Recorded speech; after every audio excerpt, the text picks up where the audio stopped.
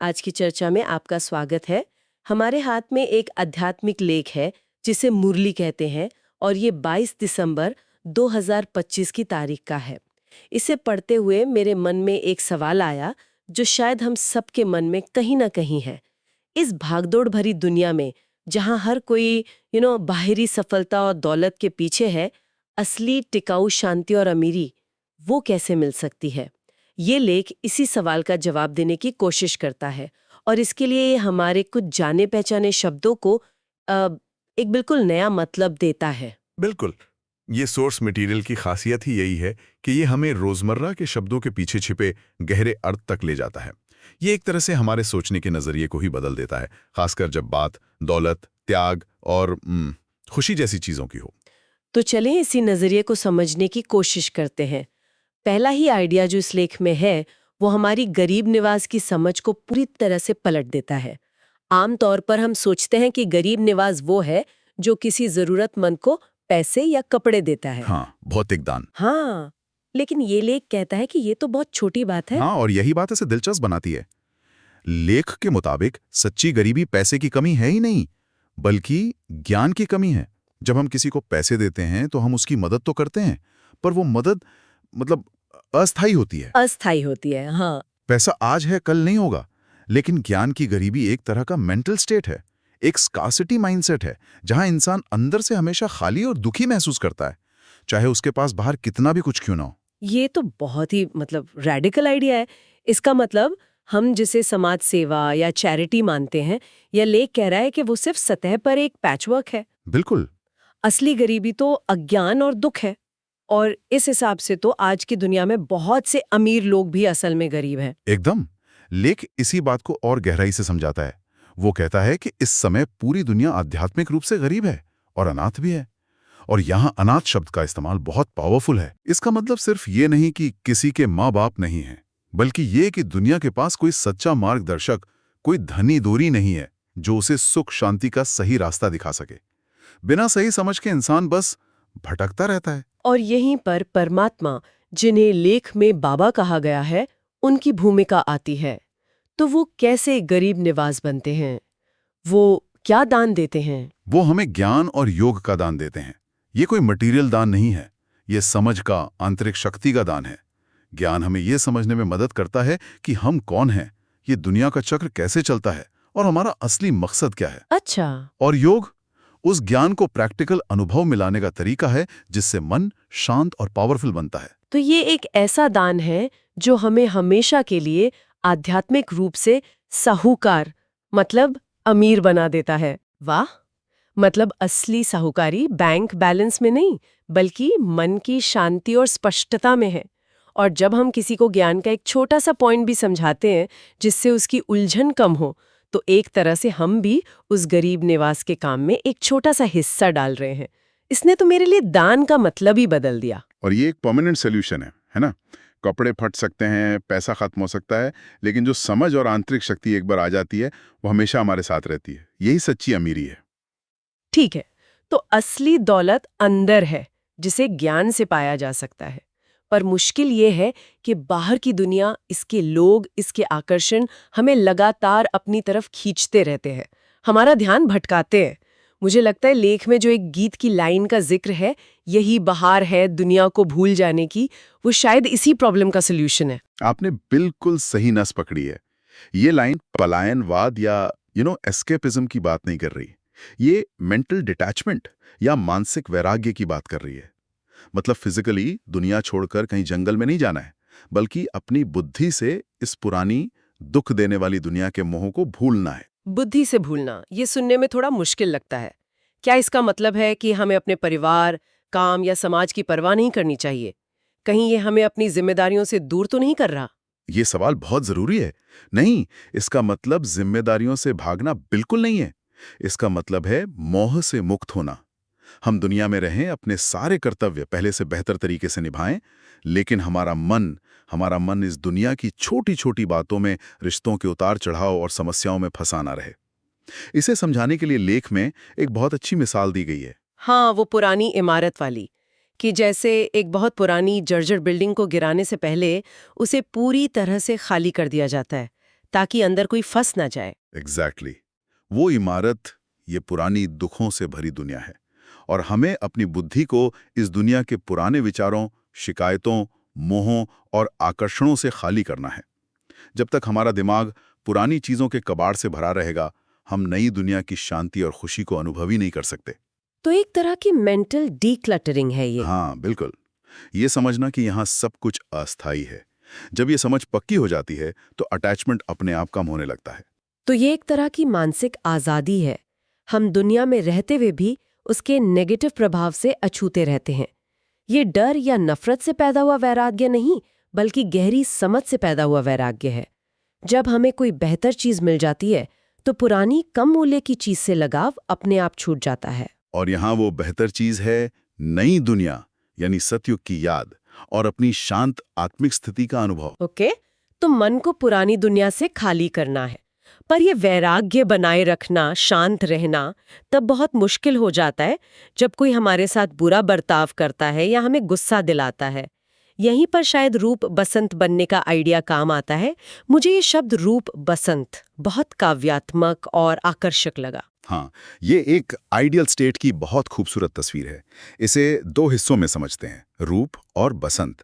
रूप का मतलब है अपने शांत आत्मिक स्वरूप में टिके रहना, एक ऐसी योगयुक्त अवस्था जहां बाहर कुछ भी हो, अंदर की शांति भंग ना हो। और बसंत, बसंत का मौसम तो खुशहाली और नए फूलों का प्रतीक है। ठीक उसी तरह बसंत वो इंसान है जिसके मुंह से हमेशा ज्ञान के फूल झड़ते हैं, जिसके शब्द कड़वे, चुभने वाले या फालतू नहीं होते, बल्कि ऐसे होते हैं जो दूसरों को खुशी, सुकून और हिम्मत देते हैं। तो रूप बसंत वो हुआ जो अंदर से शांत है और जिसके बोल बाहर मिठास फैलाते हैं। ये बात सोचने वाली है। हम अक्सर गुस्से को पावर से जोड़ते हैं ना, Right. कि जिसने ऊंची आवाज में बात की वो ज्यादा पावरफुल है। पर यहाँ कहा जा रहा है कि जो गुस्सा करता है या कड़वा बोलता है वो असल में अंदर से दुखी और कमजोर आत्मा है। बिल्कुल, लेख में बहुत साफ लिखा है कि गुस्सा पहले खुद को जलाता है, बाद में दूसरे को। ये अपनी ही एनर्जी और शांति को आग लगाने जैसा है। गुस्सा इस बात की निशानी है कि हमारा खुद पर कंट्रोल नहीं है, हम सिचुएशन के गुलाम बन गए हैं। अच्छा, रूप बसंत बनना मतलब अपनी एनर्जी का मालिक बनना और उसे सही दिशा में इस्तेमाल करना। लेकिन ये करना बहुत मुश्किल है। मान लीजिए ऑफिस में किसी ने आपको बेवजह डांट दिया, उस वक्त रूप बसंत बनना मतलब क्या करना?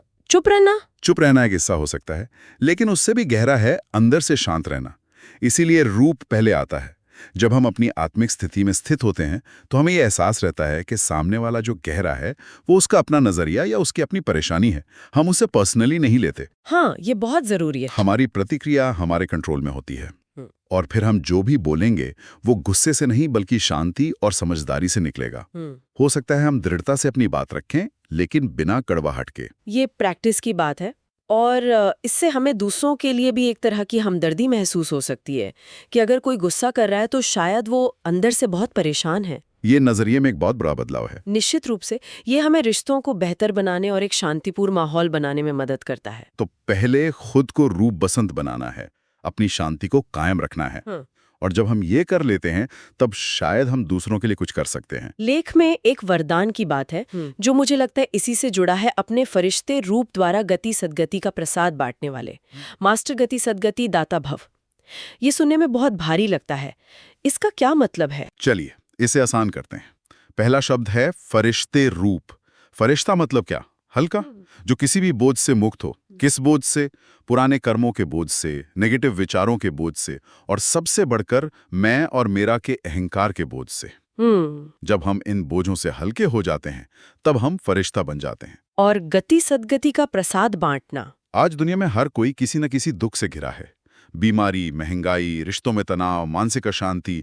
लोग एक तरह से मुक्ति, एक बेहतर जीवन की राह ढूंढ रहे हैं। यही है गति सद्गति। तो प्रसाद बांटने का मतलब है दूसरों को दुखों से मुक्ति की राह दिखाना। और ये सिर्फ लेक्चर देकर नहीं होता। तो फिर कैसे होता है? ये हमारी स्थिति से होता है, हमारे वाइब्रेशन से।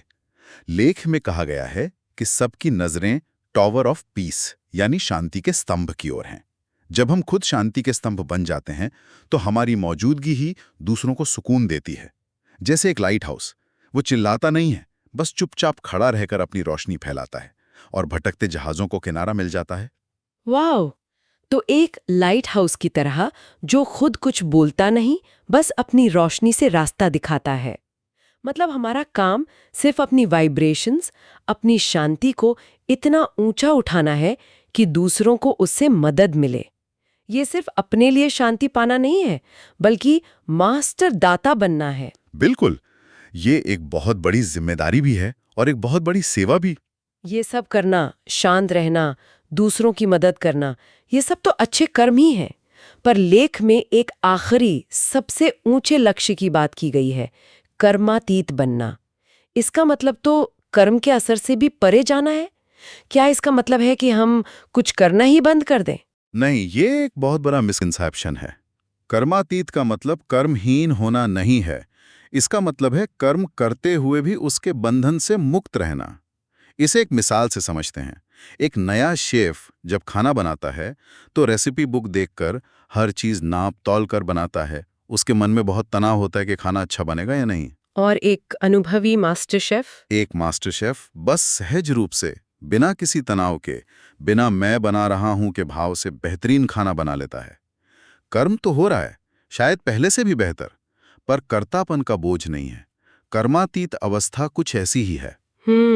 हम कर्म करते हैं क्योंकि वो हमारा कर्तव्य है, लेकिन उसके फल की चिंता या मैंने किया का अहंकार नहीं होता।